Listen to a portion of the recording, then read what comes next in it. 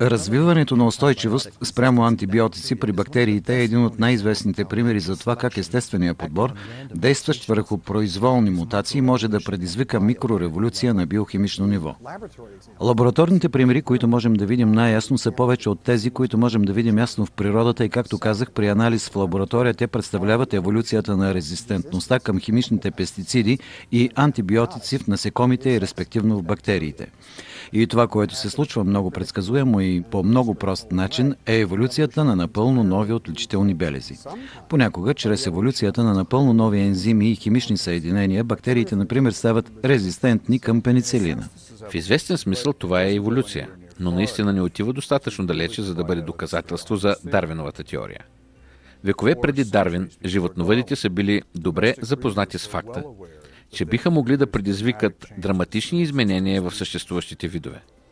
И в случая с антибиотичната резистентност в бактериите, това е всичко, което правим и което виждаме. Виждаме изменения в рамките на съществуващите видове.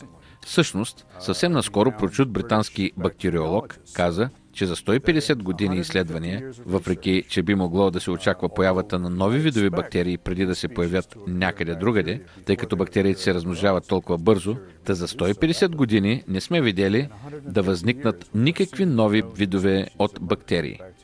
Това, от което се нуждае теорията на Дарвин, са именно тези нови видове. Антибиотичната резистентност, разглеждана като резултат от естествения подбор, е отличен пример. И той се използва като такъв. Имам предвид, че тя е един от характерните примери, които се дават за микроеволюцията в подкрепа на твърденията на Дарвин. Въпреки това, мисля, че през последните няколко години това трябва да се реинтерпретира в известна степен. Лабораторно изследване показва, че когато антибиотик е приложен на буквално милиардни бактериални клетки в съд на Петри, няколко мутирали клетки, които вече са имали резистентност към лекарството, остават. Тези няколко клетки могат по-късно да дадат началото на една колония от резистентни бактерии. Въпросът е колко добре тази група от мутанти оцелява във времето. То може да бъде измерено чрез единицата, която учените наричат цена на оцеляване. Колко добре оцелява тази мутирала бактерия, след като лекарството е премахнато и тя трябва да се конкурира с бактериите от първоначалната родителска популация. Тези организми не са в състояние да се развиват с жизнеността и издръжливостта, които са характерни за бактериите от родителската популация. Това е едно от нещата, които се наблюдават. И така може да вземем една популация от клетки, които са чувствителни към лекарството, да ги поставим върху съда на Петри, в който е поставено лекарство. И ето, има една малка колония, която се личи. Тя е резистентна към лекарството. Една клетка, дала началото на тази колония, е резистентна към лекарството от 4 милиона други клетки. Ако това е родителския сорт, отглеждаме ги по-отделно и след това ги поставяме в същата и проветка без лекарството. Така че сега сме премахнали селекцията и можем да преценим емпирично чрез цената за оцеляване това колко добре резистентният организъм може да се съревновава с родителския. Изненадващият резултат е, че за относително кратко време резистентните бактерии губят в борбата с родителите си. Те не могат да се размножават толкова бързо, колкото тях и за много кратко време изчезват. С едно или две прехвърляния за денонощие можем да изгубим тази популация от резистентни клетки. И след третото прехвърляне, резистентният изолат е изцяло преборен от родителския. Защо в края на краищата резистентният сорт е по-негоден? Един отговор би могъл да бъде, че мутацията, която предизвиква антибиотичната резистентност, в същото време поврежда способността на клетката да копира генетична информация.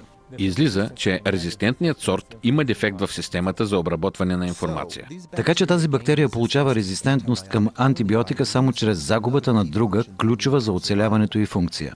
Затова и в природата резистентният вид ще загуби срещу родителския вид, тъй като резистентният всъщност е по-неефикасен като цел.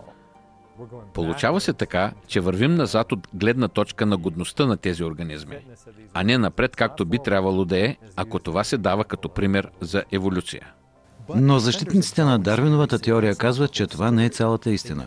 Те посочват, че нови мутации могат да се появят при резистентните бактерии, които ще им позволят да възстановят част от годността си. Тези нови мутации са известни като компенсаторни мутации. Интересното е, че с течение на времето можете да откриете, че компенсаторните мутации засилват степента на растеж. Вторите мутации се появяват да възстановят организма пак на нивото, на което е бил. Но той никога не може да се възстанови напълно. Според Миних, компенсаторните мутации все пак увреждат резистентната бактерия и по други начини и така отново намаляват годността и за оцеляване като цяло. Така че се оказваме притиснати в такова състояние на гените, което никога не позволява да се възобнови това, което е изгубено първоначално, при излагане на въздействието на лекарството. Крайният резултат изглежда е, че резистентността към антибиотици е задънена улица за теорията на Дарвин. Тя не може да произведе различните сложни промени, необходими за протичането на макроеволюцията.